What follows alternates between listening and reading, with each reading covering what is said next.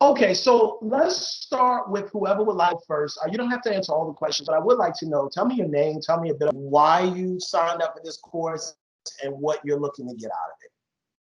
I'm taking notes. If you see me looking down, I promise I'm not texting. So who would like to go first? Okay, I'll go. So my name's Zach Rowe. I'm an attorney specializing in corporate M&A and BEE, broad-based back economic empowerment. And I'm based in South Africa. And so what made me take the class is about 5 years back, I started a business for working with startups, entrepreneurs. They tend to be very underserviced by the legal fraternity and other specialists.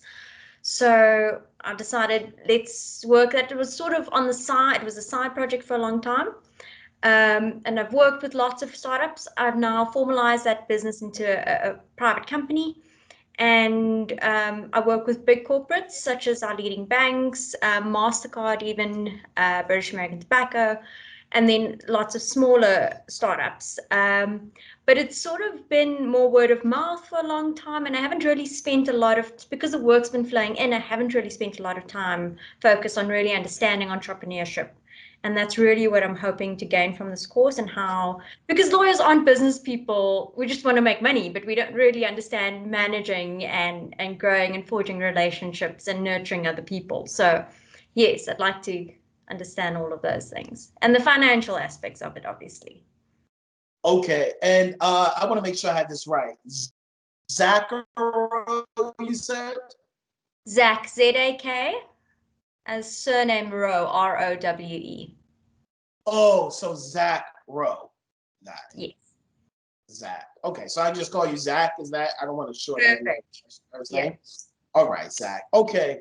Okay, this is helpful, and understand. I mean, you make a very good point. You're absolutely right that the brain to forging relationships and being gregarious and all of those things in entrepreneurship, just in general, is not necessarily something that comes with the legal side.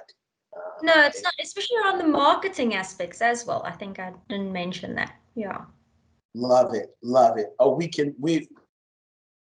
we're gonna go there.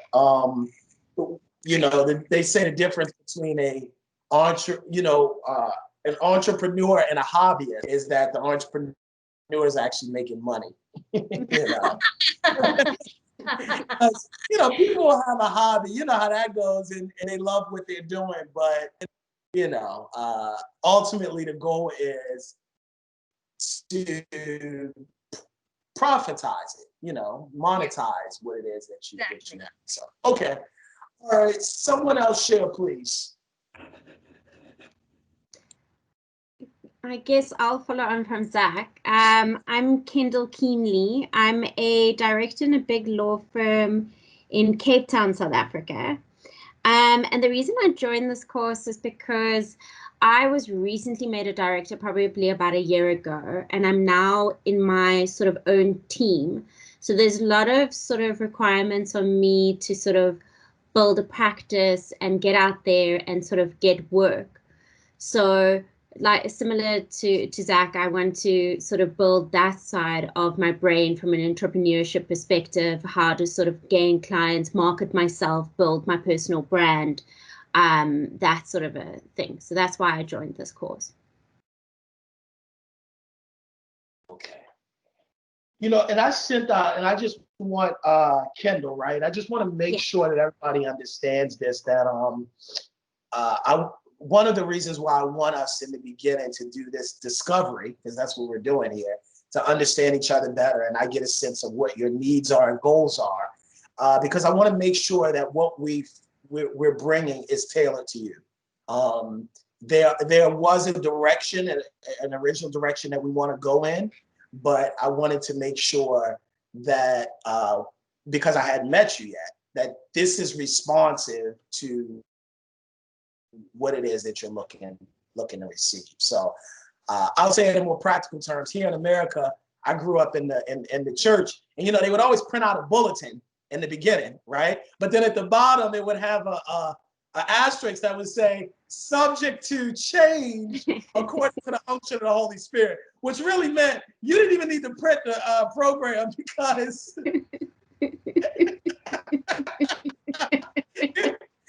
this might turn totally different. But, the point is, I want to make sure, we strive that whenever we do any type of webinar service, that is hitting where people are. So, yeah, we're gonna spend some time talking about marketing and selling and how to sell, how to market. So, okay, this is good.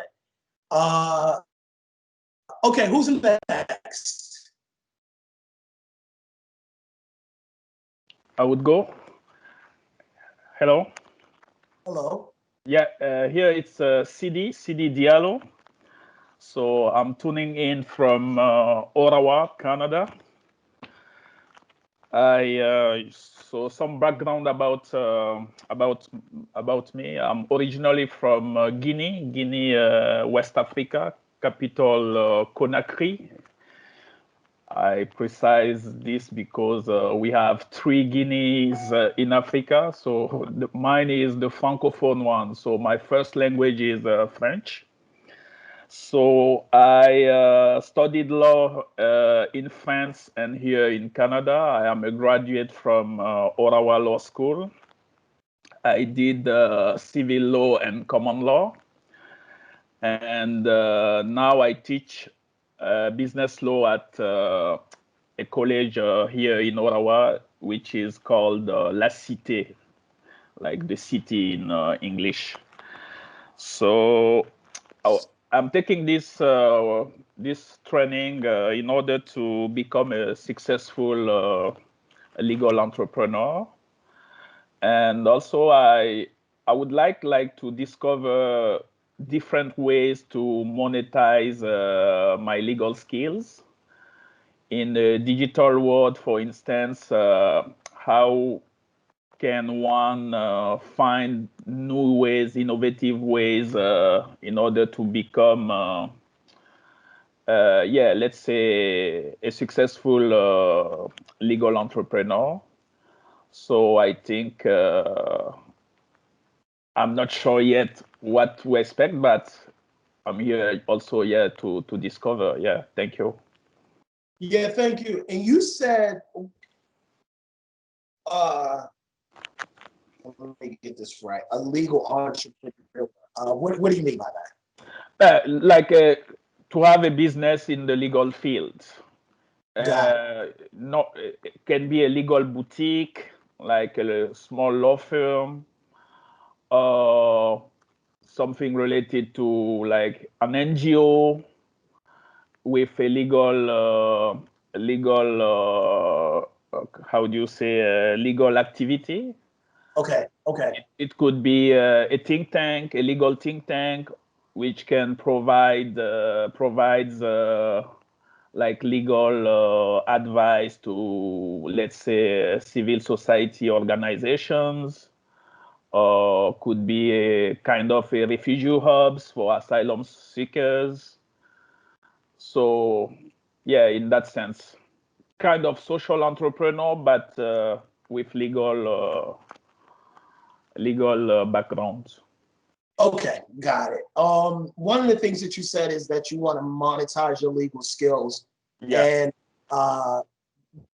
that's interesting because we're going to today start with the very foundation of strengths assessment. So what is the difference between, and I'm gonna get to other folks, but I want to kind of pause here for this. What is the difference between skills and strengths?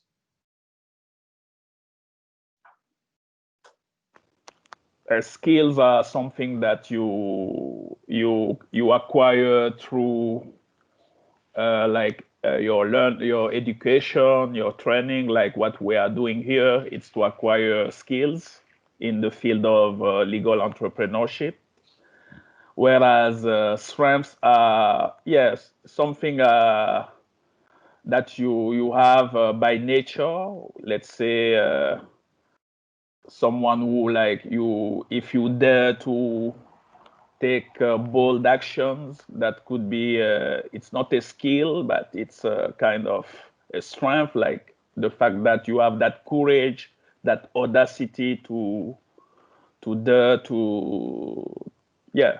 So I would see it like that way. And which do you think is probably more important? Both. Which one is more important? One would be more important. Which one would you?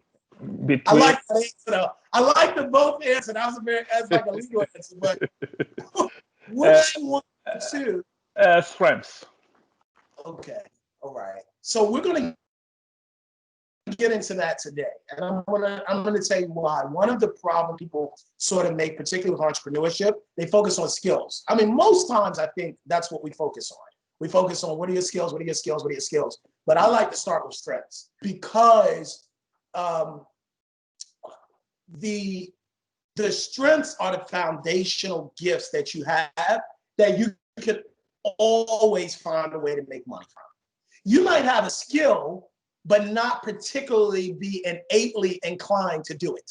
You know, we can probably all work Microsoft Word or some database with, spreadsheets, but that may not mean at all that we're gifted that way. So one of the things that we focus on, especially in the beginning, is what are your gifts? I want you to begin to think differently about that, because even as you acquire skills, the skills should build on that core set of giftings. A lot of times we never really talk about that. And so when we get into being an entrepreneur, we've kind of missed a step because we start with skills or even passion, which can sometimes be worse because you might be passionate but not be gifted towards something, So thank you for that, CD. Who's next?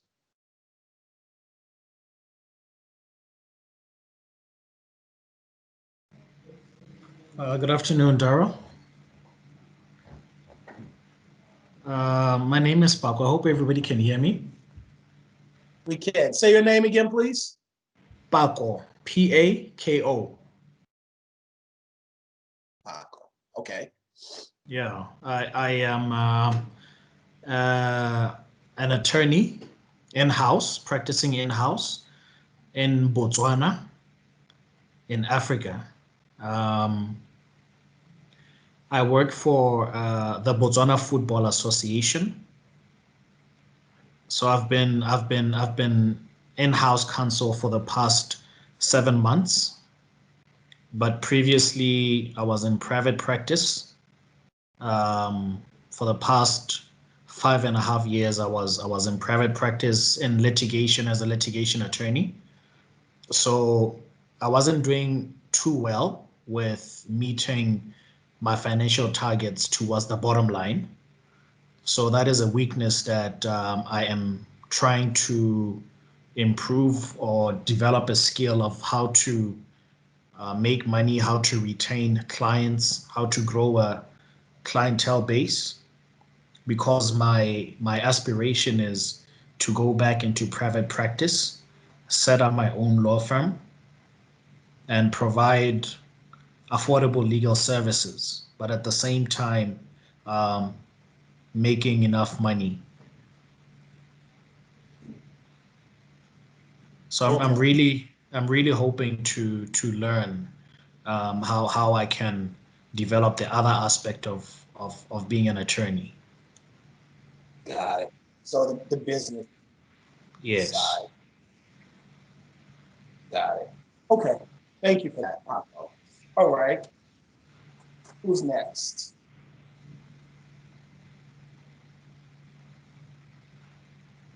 Morning, Darrell.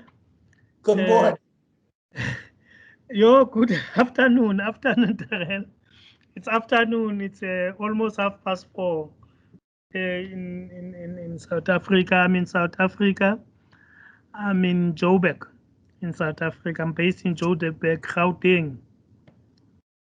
I work for the office of the Premier, Premier David Makura. I've worked in the government for all my life, in Parliament, municipal, local government, provincial government. Now I also work at national government. I'm tired and I want to venture into private practice. And that's the reason I took this course. While I'm venturing into private practice, I also want to engage myself in what they called social entrepreneurship, where I can assist my community where I come from. I come from the Western Cape, in a small town of Worcester, which is 120 kilometers from Cape Town. If you drive from Gauteng, from Johannesburg to Cape Town, you will have to pass my town. Okay. An hour before you reach Cape Town. Yeah. I'm happy that my friend from Botswana is involved with Football Association. One of my objectives is to start a football club where I can assist youngsters with their talent and to train them so that I can take them away from drugs. There's a problem of drugs in my area, so that I can take them from all of that going forward. Thank you. Thank you. I didn't get your name though, I don't think. My name is Monwabisi. Monwabisi. It's Monwabisi. If you visit Cape Town and Monwabisi, yes. If you visit Western Cape Town in Khayelitsha, there's a beach there. There's a beach here, and that beach is called Monwabisi Beach. Oh wow. Okay. They named the beach No, after you? No, it's not named after me. Oh, it's not named after me. It's just that it's the name of the beach. The literal translation of the name is one who brings a happiness. Wow. Okay. All right. Thank you for that, Monwabisi. Okay, who else is on the line? I think that might be everybody, right? 1, 2, 3, 4, 5. Did I get everybody? All right, let's get into it. So my name is, this is going to be, I'm so excited. And this is going to be me. Don't laugh at me, Zach. I see you laughing at me. No, this is exciting because it's always awesome to be able to. So I'm coming from New York. Technology is amazing because I still have not been able to visit South Africa yet. My mom's been there a couple times. She's a nurse, so she goes on medical mission trips across the world. So hopefully I'll be able to come visit soon. But this is amazing to be able to do this. I'm originally from Maryland, in the US, a place called Baltimore. I have traveled different places. I was blessed to go to Morehouse College as an undergrad. I don't know how many heard of Morehouse, but it is the school that Dr. King went to. It is a historically Black college. So, very proud of that. Especially with everything that's going on. I won't get into that here. Of course, it's not the time or place, but we are very proud of our heritage over here. And then after that, I graduated from Harvard Law School in 2010. So it's been 10 years now. And one of the things that I like to help people do is, I've had a lot of ups and downs in my life. I've had an interesting personal journey. I've written, some books about that. But one of the things that really gives me pleasure is inspiration and empowerment. So it's one thing to just inspire people, make them feel good, motivate them, and that's a space. But then it's like, okay, so now what do I do? I don't want to just tell people, hey, you can be anything you want. You can start a business and unlock your gifts, but then like, how do you actually make that happen? So I've been, in the entrepreneurial space. I didn't recognize that I had been exposed to it early, but I had. When I was 13, my grandfather had me work in his he was a, what we call in America, a solopreneur. So he's an entrepreneur, but he was the only person in his office. And he did have a secretary, but he was the only person that did the taxes. And even at 13, I was learning from him, like how to run a business. And I have come to learn, and I know a few of you have already kind of shared this notion that, it's two different spaces when we talk about entrepreneurship. And that's what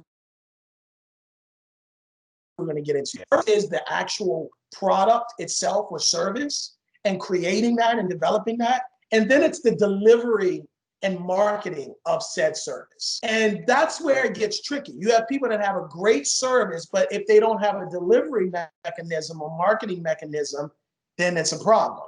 Or they might be great marketers and then they really don't have a product or service that's worthy. So throughout these 7 weeks, we're going to be talking about both ends of it. We're going to start with creating the foundation for what it is that product or service looks like. That's where we're going to start. And we're going to start with that by doing an assessment of gifts. Where are your gifts? What makes you different?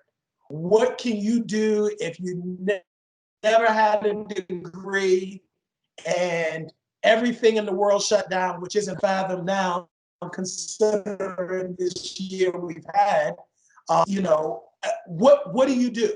What's your next move? And I help people kind of plan that out and strategize that. My first book I wrote when I was 18, and I did not recognize when I wrote the book that was really my step into becoming an entrepreneur. Because I wrote the book, I really wrote it because all the internships I'd applied for, nobody accepted me. So I was like, okay, I can just sit at home all day and have a pity party, or I can write a book. I did have the pity party too, because somebody could have accepted me. Y'all all denied me. But after the pity party ended, then it's like, now what? So I wrote the book, and I was under the assumption that I think a lot of people are when they are entrepreneurs. You have this great product, you're passionate about it. So I wrote the book, and to my surprise, it didn't go on the New York Times bestsellers list that next week. So I say that, to be facetious, but also really and truly, when I work with folks who are starting businesses, the first thing, and this is what I want to get into today, the first thing that people start with is generally a P word. What's the P word that I'm about to say? They say, if you're going to start a business, follow your passion. There you go. And it sounds so good. It really, and I was one of those people too. If you're passionate about it, start a business, the money will come. Look, I don't know if that's true as I've gotten a little bit older, and I'll tell you why. Passion is important. However, you might be passionate about something you're not gifted in. I know folks very passionate about being in sports and basketball.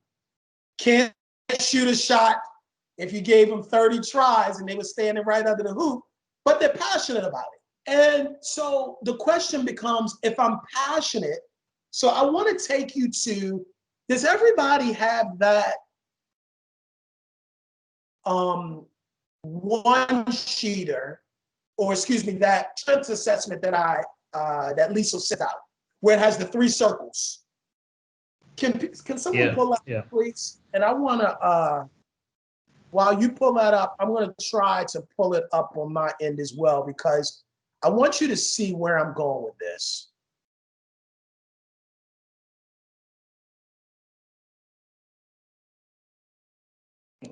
Is that the right one? This is not, of course, sorry, I'm trying to figure out how to. Yes. Oh, that's perfect. So whoever had that there, can they keep that there? Was that you, Lisa? I really appreciate that. Sure. Thank you, Zach. Oh, right. Okay, thanks, Zach. Oh, this is one. So notice here, we're talking about passions and strengths. And what I want to focus on, I'm just looking at the clock for the next hour, I want us to break down what these are. And the goal is for next week, I want you to have filled this out. This is going to be the foundation that we're going to work. So I can start with the end from the beginning. The key is for us to get to that intersection where it's passion, skills, and strengths. So it's not that passion is not important, but it has to overlap at the place where I have strengths and where I have skills. That's ideally where you want to build your business. That's ideally where you know that you can make a profit. But if I had a circle to start in, I want to start in the strength circle. That's where I want to start. If I had somewhere to start. So start, what are strengths? And I think we can bring this down now. So we can just, everybody's seen this. Just kind of be looking on this on your own computer. Thank you for that, Zach. So let's start with that. What are strengths? And when we're talking about strengths here, we're using that interchangeably for talents and gifts. What is that? I know kind of a little bit CD, but let's someone else kind of take us further. What is a strength? How do I determine my strengths?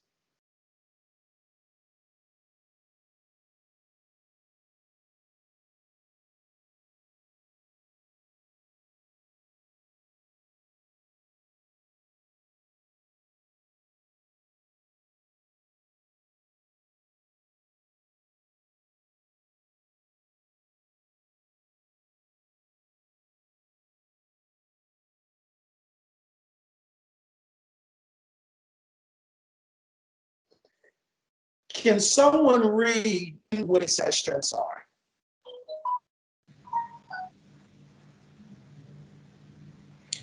I've got here on the strengths, it's something that comes easily and natural to you.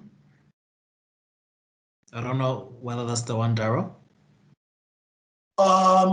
Yes. If that's in that green circle, then yes. Let's do it this way. I want you to write down 3 questions. First question, what comes easily to you but with difficulty to others? / for as long as you can remember, you've just been really good at this.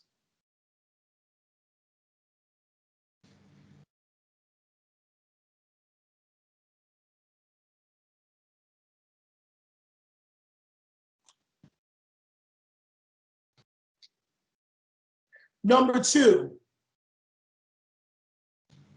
now the answer to these questions in themselves may not be the gift, but we're going somewhere with this. The second question is, for as long as you can remember, what have you been complimented on? Because sometimes it's hard for us to see what everybody else clearly sees in us. So for as long as you can remember, what is something you've been complimented on?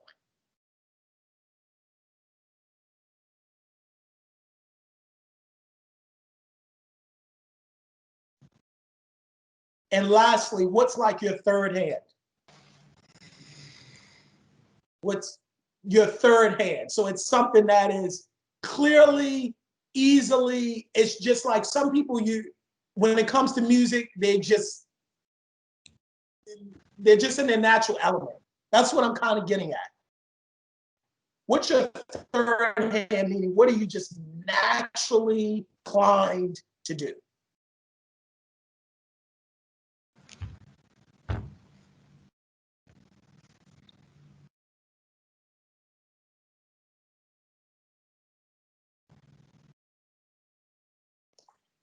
Somewhere at the intersection intersection of those questions, you're going to start to get a sense of, okay, where is gifting? So looking at those questions, what are some thoughts that come to you? Maybe not on the individual question themselves, but overall when it comes to gifts. What are some things that you can identify that you know you could fill in under gifts / strengths / talents?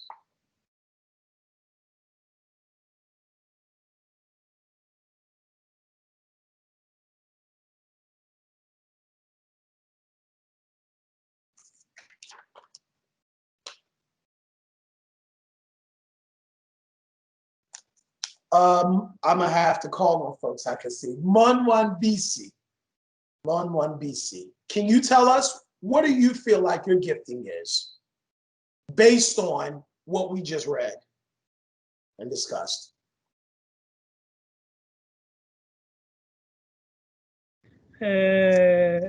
Public speaking. Okay. Public speaking. Yes, since I can remember, is that I can, you know, I can volunteer. I always volunteer to speak. You know, I'm not shy to speak. I'm always motivated to speak, especially others are more reluctant. Got it. Okay. I can relate to that, certainly. What type of public speaking in specific would you say? I beg yours? What type of public speaking? As far as I remember at school, for instance, you know, in the class, you know, I will go and speak. As far as I remember in the primary school, going up to secondary and tertiary, it might be either the subject matter of the day, the subject matter, or the teacher asking one of us to say it so that he can coach if we catch it. So I will be the first to go and explain it to others. You know, that's the thing, yeah. And what would you say, how over your life have you made money through that gift? I won't say, I won't say I've made money on that gift. That is why, for instance, I qualified as a lawyer because I wanted to make money on that gift. Because advocacy is about communication, isn't advocacy that my profession? It's about communication. And if I can't communicate, then I won't succeed. So that is the reason that I have taken my profession so that I can speak. But I haven't been able, since I've said that I've been working for government, so I've not been able to go to the court and speak, you know, on behalf of someone. I've limited that to when I represent colleagues in disciplinary hearings and all of that. And that is done voluntarily and without payment. Okay, so what you're telling me is not that odd. It's not that odd at all. So I want people to hear what's taking place. Notice the journey that we're about to go on. So let me pause that comment for a second. The journey that we're going on is, what are your strengths? What are you naturally, innately gifted in? I mean, that's something you can't buy, you can't teach, you can't learn it. You just either have it or you don't. That's step one. Step two is, what skills have been built intentionally around that gift? So if I already know, that's why I start with gift, not skills, gift, not passions. If I already know that this is my foundation, the gift, now I want to think, what are the skills, resources, and things that I have learned or acquired to help me sharpen and develop my gift? because the gift is there, but there are skills that I can learn and acquire to do better with it.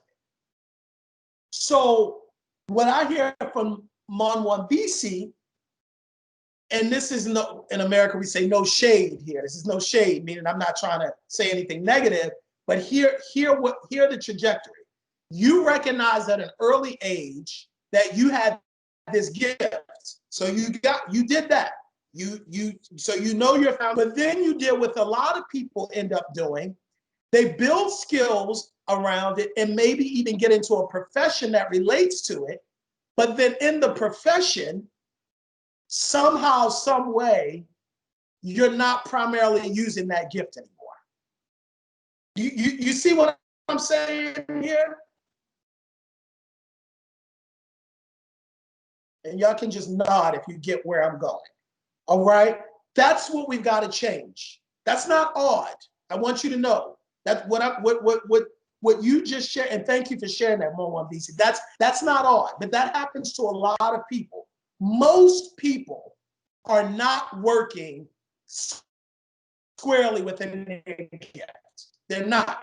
They're more working within their skill. A lot of people are working in passion, but because I don't think we spend enough time foundationally about gifts.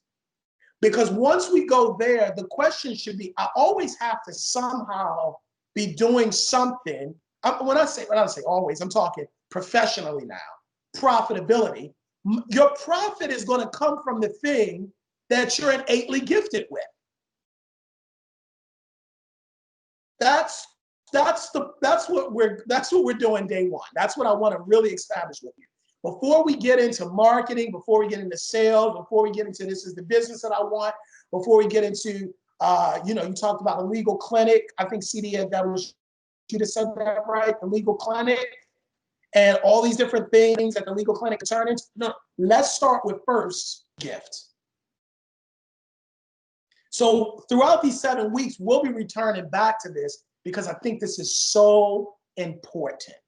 It's so important. When I was younger, I recognized I had a gift for words. And so I also recognized that though there are other things that I can do well, and we all have more than one gift. So, some we just never know. But I recognize that if I'm in a job or in a career or in a role, in any of that, in order for me to shine, I have to be using that gift. Now, let me be clear. That doesn't mean I have to be fronting, because when we talk about public speaking, and we're going to get into this a little bit. Actually, the next webinar I'm doing after this 7 weeks is just on public speaking. But public speaking is bigger than just speeches. I mean, it's negotiating, it's teaching, it's training, it's coaching. It can manifest in a lot of different ways. But what it's not is painting. What it's not is truck driving. What it's not is, you know what I mean? I have to stay within my core range of gift abilities, because if I don't, that's when I start getting scatterbrained. So gift. Would someone else like to share foundationally, what is the gifting that you can identify and say, this is my gifting? So I might go in this, and for me, it's puzzles or problem solving. And I think it was definitely something within my current career. But I just found that one of the things is I always see all the different aspects. And the one thing which I don't know how much is natural and how much was taught, but was to just start at foundation level with everything that I do. And I found that that's been it's received quite a positive response when I go into these meetings where they give you these complicated or complex business problems. And you sit there and you just ask like a very basic question of, but what are you actually trying to do? Or if you just move this moving part or keep that still for a little bit, what would the outcome be? And people are it's such a simple answer. And they're like, shit, we didn't think of that. So I definitely think for me, it's the puzzle and seeing it from all aspects. And I am a bit of a puzzle person. Like I do all my Sudokus and Kokorus and all of those things. It's definitely a strength and a passion at the same time, I think. Problem solving. Okay. And how has that manifested throughout your life as far as making money? Well, I'm a lawyer, and I specialize in corporate structures, which is exactly that. It's looking for the greatest structure, getting from point A to point B for an organizational structure, incurring the least amount of tax, compliant with all of the regulations, Black economic empowerment, not falling short of licensing and all of those things. So it's my job to bring them all together. And I think it is where I make my money. It's just coming into the room. But then what you've built around there on skills is the drafting of the agreements to actually speak to that and then getting that detail. And I think that wasn't a skill at all. It was learned, and definitely not public speaking. It definitely wasn't a strength of mine at all. Hated speaking to more than 2 people at a time. It was something that had to be learned because you can't go into a boardroom and start mumbling and umming and ahhing. So yeah, so that was built around it. Got it. And you know what, Zach, so I appreciate you saying that, because I think that knowing what you're gifted at is just as equally as important to know what you're not gifted at. That gives you something, So for me, I learned what I was good at from sort of ticking down. Some people are artsy. Some people are great with music. Some people are gifted with numbers. And you get a sense, where am I best at? Where do I fit best? So when you know that, because this is also what we're getting to, and I don't want to get too ahead in this first course, seminar session, building the business takes collaboration. Part of healthy collaboration is finding people that are gifted where you're not. That's why we're starting here. So what happens is we end up building businesses with people who we like rather than people who compliment us. Yes. People gonna tell us stuff you know how we do. Oh, that's my friend. So we're starting something, but wait a minute. Why don't we start something? Because this person is gifted in a way that I'm not. But if I don't know where I'm uniquely gifted and where I'm limited, so that's the other thing, right? I believe that people who are superstar entrepreneurs and business people aren't just aware of where they're strong, they're aware of where they're weak. That's something that we don't talk about often, because we, particularly people that are intelligent, like all of us on this call, obviously to go through law school and do all that, you have to have some sense of intellect. But the blind spot to that is, if we're not careful, we tend to feel like, well, we can do all these things, not realizing you might do everything well, but you're only going to do very, very few things great. So in order to build something powerful, instead of me trying to do the financial structure and try to do the marketing and try to do the arts piece and try to do the and let me focus on what I can and bring other people on that are just as gifted in that way. So you see why it's crucial for us to start with this step. Where am I gifted? What can I do that I know? So let's kind of bring it to this question. And let me go to Kim. I'd like to hear from you so the pandemic changed many things around the world. For a while, we were on lockdown. Are y'all still on lockdown or no? Yep. Yeah, we're still on lockdown. Wow. Okay. So now comes even more, and I'm coming to you, Kendall, even more of an awareness of gifts. Yes. Because all of this other stuff has been taken away. What do you, and you can add this to your questions that I've asked for, if everything, let me ask it this way. If there's one thing that you know that you can make money doing, what is that thing? Sure, that is a very good question.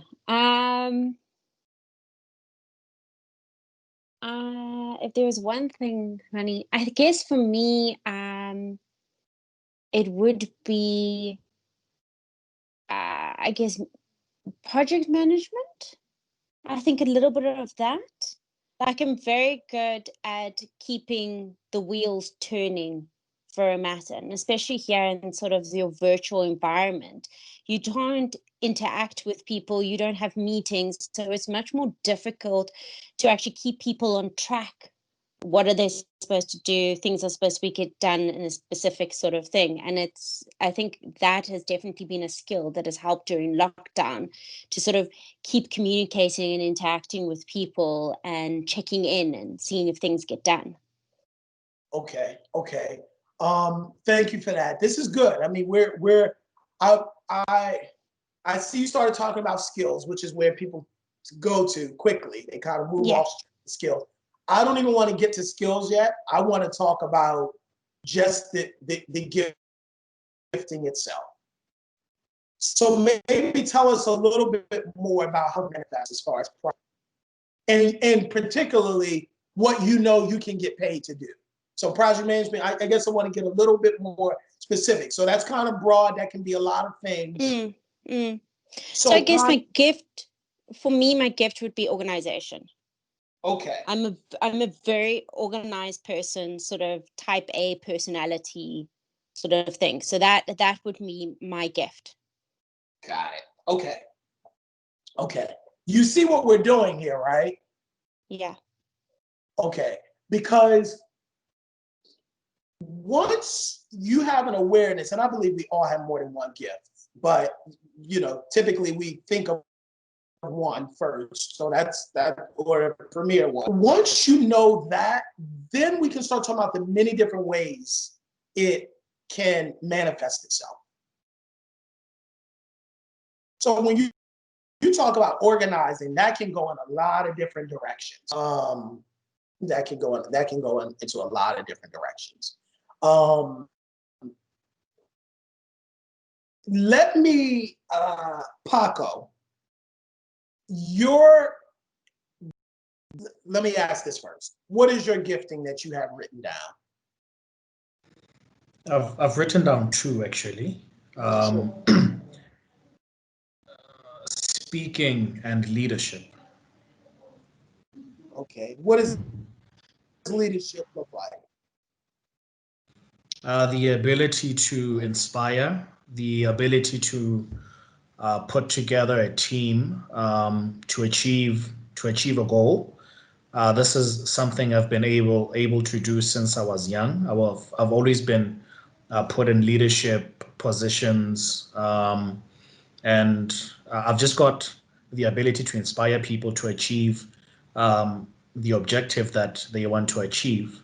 I'm currently a football coach. I've got a team where I'm a football coach, so that's where the skill comes out, the gift comes out a lot. Actually, I don't have any particular training in coaching, So to me, leadership just means the ability to inspire people to achieve what it is that they have put themselves out to achieve.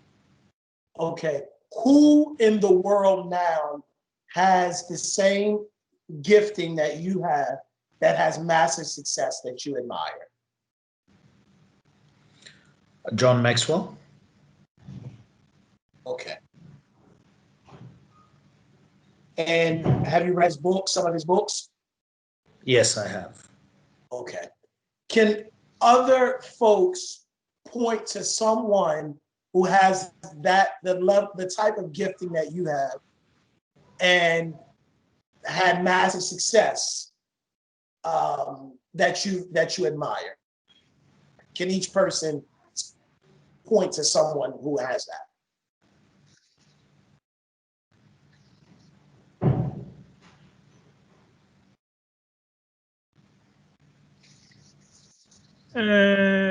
Bill Gates, Obama, Bill Clinton, all public good speakers, and they're earning a lot of money on public speaking, and many others.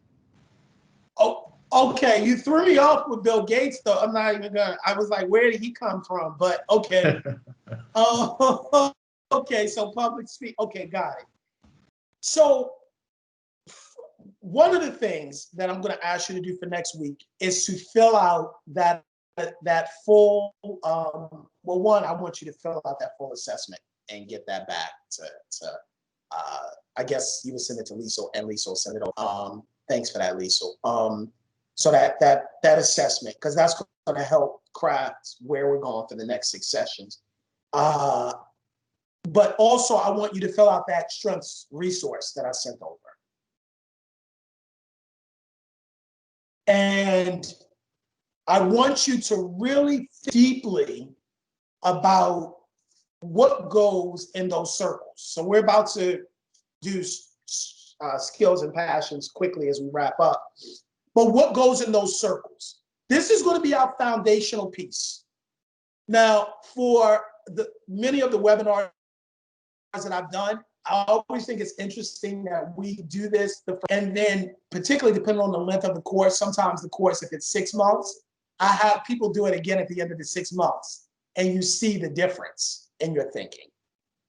Because that's part of why I'm here, to help you see something different about what's on the inside of you, to see what your gifting is and see it in a different light. Because one of the things that happens is, even when we put our finger on it, which is good, that everybody here seems to be able to put their finger on the gifting, many times we still only see it narrowly, which is why I want to get past skills and get to that bottom layer, the foundation, which is the gifting.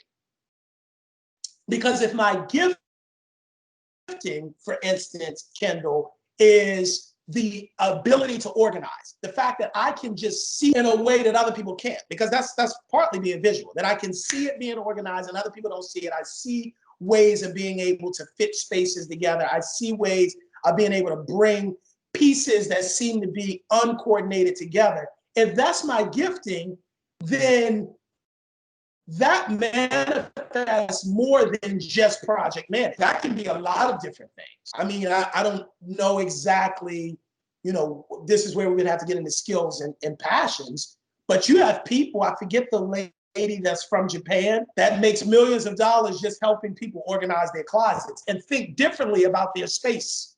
That's what feng shui is all about. It's really just about people who have this gift of organizing that created this philosophy that's positioned is going to change the energy in the house. I don't know if that's true or not, but somebody believes it and they're making money off of it. So I'm just making the point of, when you know that core level of what your gifting is, that builds out. So I'll take me, people have always said, you're gifted with words, so spoken word. It wasn't until I wrote my first book, 18, that I realized that part of that gifting, which is communication, is the ability to write and be compelling. So how many people do you meet that will tell you that they're gifted with words, but they've never written a book? Part of it might be because they never really understand the full range of how that gifting can break. That's why I don't even like to, in the first week, talk about jobs. I don't like to talk about professions beyond just hearing. But if we're not careful, we get kind of locked into that one place, not really seeing the ways to reposition. So as we kind of follow this trajectory out, in that first bubble, I would ask you to fill out, I'm talking about on that sheet for strengths, skills, passions. I want you to write down, what are your strengths? I put some questions for you to answer there. And if you notice in that resource, there's several pages, there's other questions for you to answer to get you thinking about what you put there. Secondly, I want you to ask, forget about gifts for a second. What are your skills? Actually, I don't even want you to think about it as it relates or doesn't relate to your gifts. Just go to skills. What are your skills? What are the things that you know you've learned to do and that you're good at? That's what also makes it a skill, not just that somebody showed it to you. Somebody showed me how to play the piano. It never comes, so I can't. But what are the things that you are good at? Don't think about whether you're passionate in it, and don't think of whether you're gifted in it, because we all have things we're good at that we're not gifted in. And I'm going to tell you a little bit of a secret here. That's where a lot of people get stuck. They get stuck at skills without the gifting.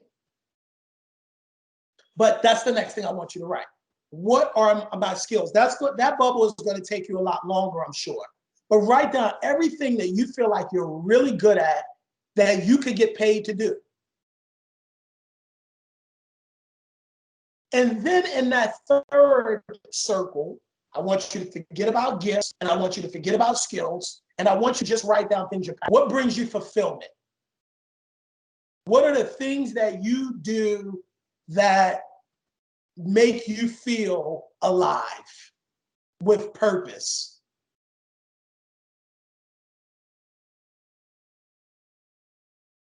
One of the things that I put in that resource that I want you to ask yourself when you get to that bubble, what did you want when you were young before the world told you what you couldn't do? There's a clue there about passion. What grieves you? What angers you most? What problem angers you most in the world? Because what bothers you is something you were created to solve. That's where we start talking about passion. And what we are going to do together next week is when you come back, I don't want you to cheat. I don't want you to try to relate them. I want you to have your strengths bubble. I want you to have your skills bubble. And I want you to have your passions bubble. This is what you're going to, so don't just be honest, write down the stuff there. I'm going to give you a preview here.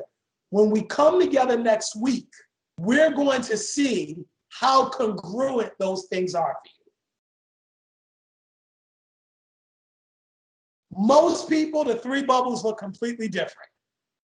They're passionate about singing. They're skilled. They're doing stuff in the office, office work. And their gift is they're good at communicating with people. Got three things that have nothing to do with one another. So my goal is to help you over the next 7 weeks find that intersection, because that's where we start talking about building a business. I don't want to just build a business and say, if you love to do it, then, and it might make you come alive, but you might not be gifted in it. Now, I do believe that there is a strong connection between passion, purpose, and your gifts. There's no question that there are some things you're gifted in that you also have the passion for. But we're going to get there. But there are some things, just like a Venn diagram on the outside, that's our goal. To bring you to that place, what am I naturally gifted in that I've learned the skills for? I have tools, I have resources around it that's developed it, and I'm also passionate about. That's where I want to build my business. How's that sound? Okay. So I Sounds see great. Okay. So we have about 20 minutes left. I want to go through some questions. What are y'all thinking? Are y'all thinking, can I get my money back? I don't know about this guy. Or, but all jokes aside, like, what are you thinking about where so far where we are?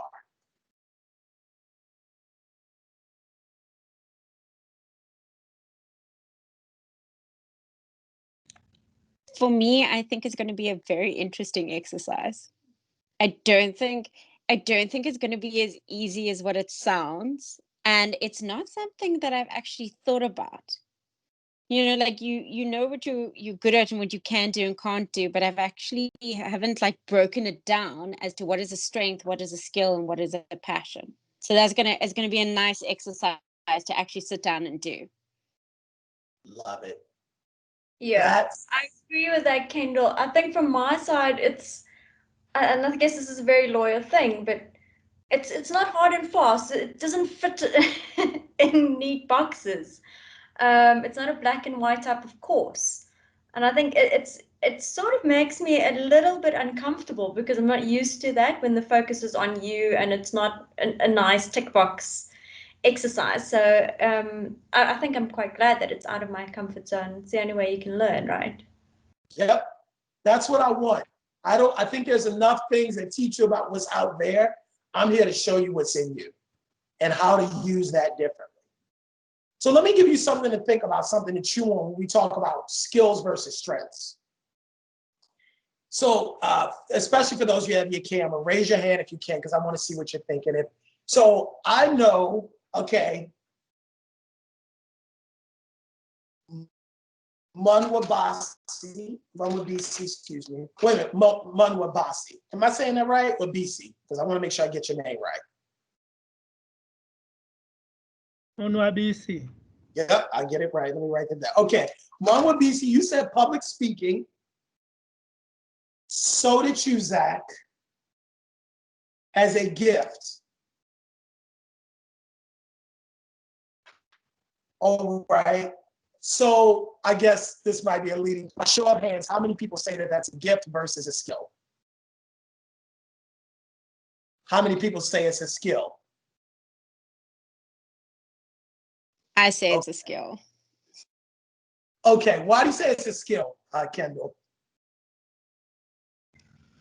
Because I mean, I never liked public speaking. I never liked doing sort of orals at school and those sorts of things. But because I'm a lawyer and there has been sort of times where I've had to do presentations and things like that, you've just got to teach yourself to do it and to work through the fear. And you learn the skill to be able to do it. It's not something that comes natural to me and that I actually want to put my hand up and do it, but you have to do it. So you're placed in a situation where you just have to. I see how you're answering it. So I'm not asking whether it's your gift or not. Is it a gift at all? Or is it just a skill, even if you have it or don't have it? I think it can be a gift, but it can also be a skill, because some people are born with this natural ability to captivate others. And others. Sorry? Is that public speaking though? Well, yes, it's a very large part of it, don't you think? Some people can stand up and not shake and just lecture to a whole group of people, and it just comes from within them. And then there are other people like myself, and I think Kendall, like you said too, it's something that you just sort of had to learn, and you get by with it because your career requires it. Let me give you some food for thought here, and I see what you're saying. I was teaching one of these webinars, and this guy said being bilingual was a gift, right? Would you agree that being bilingual is a gift or a skill? I see you say no. It's a skill. The ability to learn languages quickly is a gift. Thank you. Okay. So let's, because this is what I said to him. He said, no. It's a gift. I was born with it. I said, oh, you were born speaking 2 languages? So when I told a gentleman that public speaking was not the gift, public speaking was the skill. Okay, I see where you're going.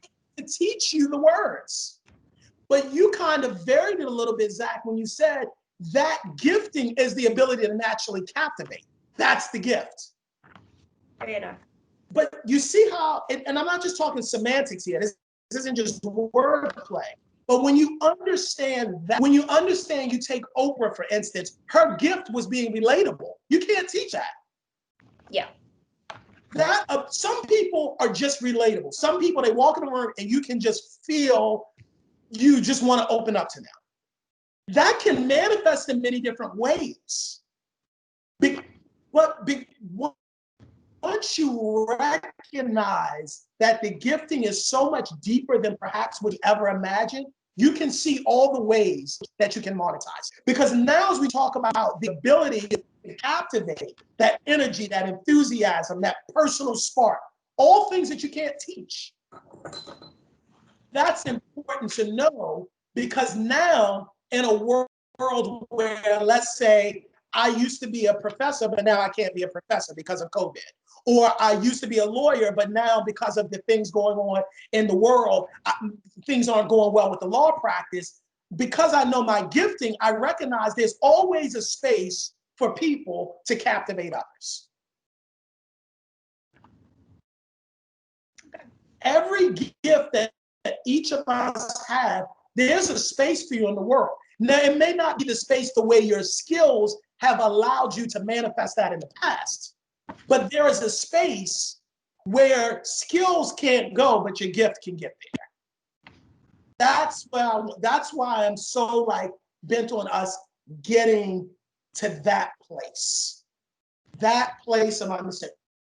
What am I truly gifted in? What am I truly gifted in? You start, so, you know, we already talked about organization in the different ways. You know, so yeah, we talk about speaking, leadership. You know, leadership is some people just have a stronger will. Some people have the ability to just influence others. They don't even have to open up their mouth and they're influencing others. You might call it public speaking, they haven't even said anything. So what is that thing for you? What is that thing for you? Once we know that, that's what we can build on.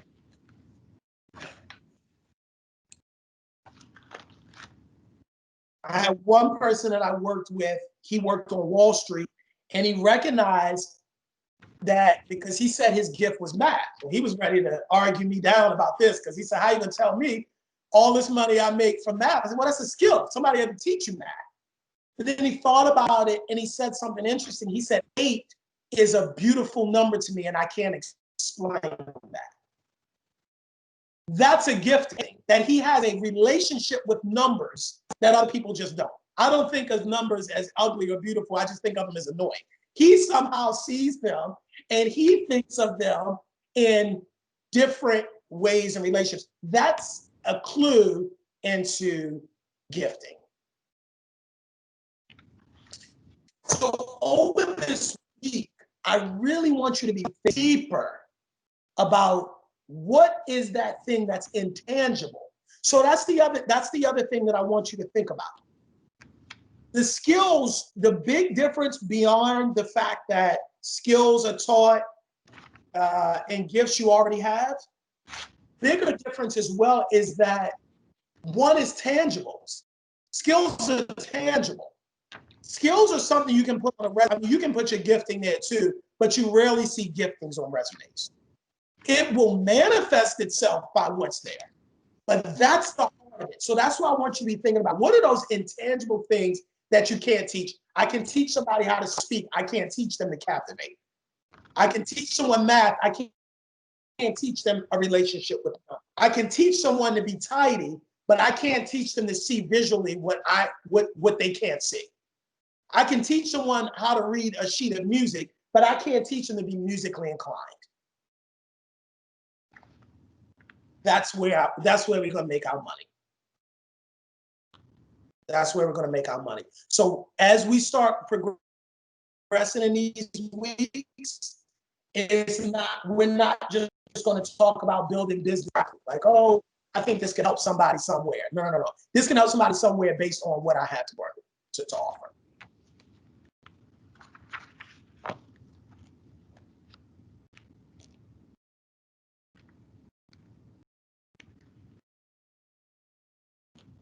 So are you up for the challenge of filling this out by next week? Yes. Okay. It's very amazing as a training, since at law school it's not something that they teach us. Mm-hmm. So it's yeah, for that I'm very excited, and I think it's gonna be awesome. I'm glad. Yeah, they don't teach it in law school. When I graduated from law school, I immediately came to New York to start a business. And I did not recognize that everything I learned in law school had nothing to do with building a business. And it's helpful, no question about it. It has its benefits in certain arenas and areas. but that ability to build a business based on what I was just great at, I almost think, with every strength, there's a blind spot. I almost think the blind spot for being highly educated is that people like us tend to focus more on skills and education than we do. When I work with people who've never graduated from college, who don't have a bunch of degrees, or any for that matter, who haven't had this long string of jobs that they can do, a lot of times it's easier for them to say, oh, this is my wheelhouse. I don't do anything outside of this wheelhouse. But what happens with us is we go through schools, we take on different jobs, we have different titles. So we get lulled into this feeling that, well, I can do this and I can do this. And they also promoted me and asked me to do this. So we're doing all these different things, but we don't have as much of a sense and an understanding of gifting. So when we go to build a business, we build businesses based on skills and some of the other things that we've done in the past that we both know we weren't that good at. Somebody paid us, but we probably weren't that good at that in that iteration of it. But because maybe a degree we had or networking, whatever, it opened the door for us. That can be dangerous. And I'm telling you, I've worked with a number of people who it's like, I've met people and I've told them, you have no business working at that law firm. They got you on the law. So in my case, when I was as an intern at a law firm, I remember the lady said to me, really nice lady, she pulled me aside. She said, I'm gonna tell you something. This was one of the senior partners. She was a Black woman. So it was like very few of them as senior partners. So that was something to be said. And she pulls me in her office and she says, Darrell, everybody likes you. You're fun, you're charismatic. It's, people like being around you.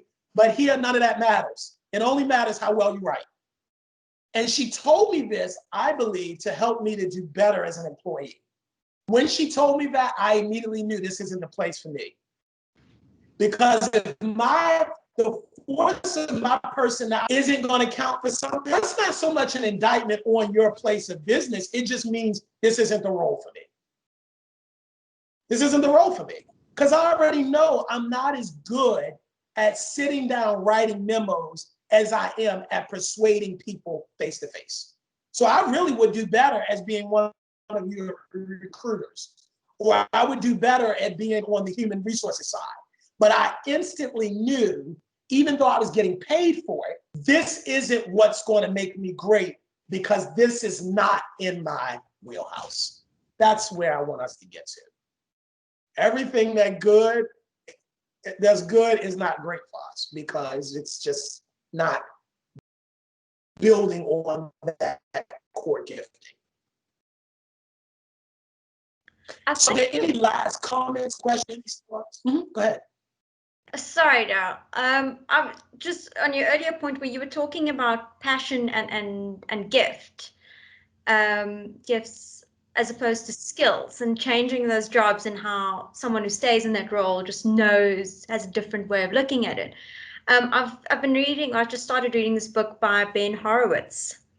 The Hard Thing About Hard Things. And one of the things he's now a venture capitalist, and he was an entrepreneur back in the day. And he says one of the most important things he learned quite early on in life is that the success of the businesses he invested in were highly dependent on them retaining the founders, because you could put your best financial directors and strategists into the business.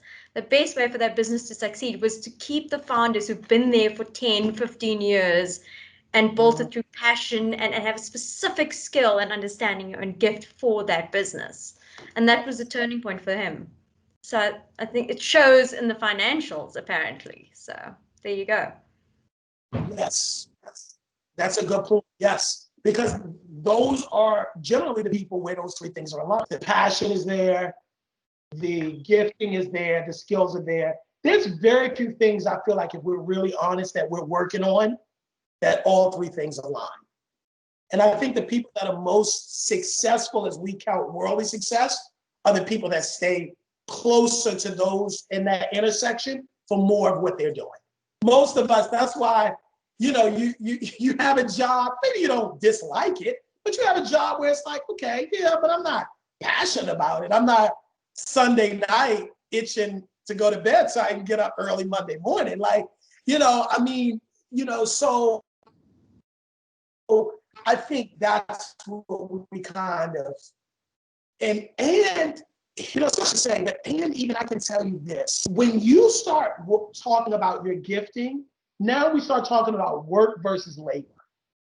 It's a working from the essence of your abilities rather than a laboring from the sweat of your brow. Because two people do the same job, but when one person's gifted, they aren't exerting as much energy.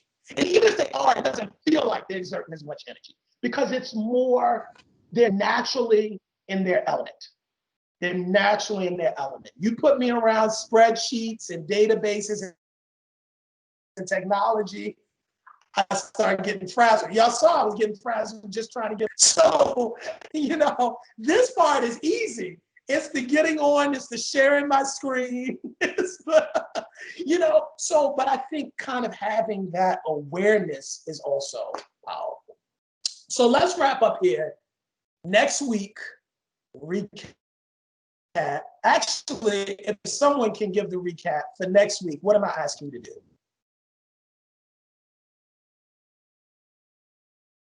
do?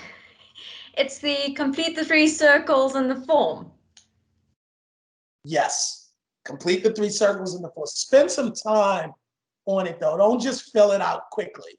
Really spend some time filling out those circles because we're going to spend all next time talking about that.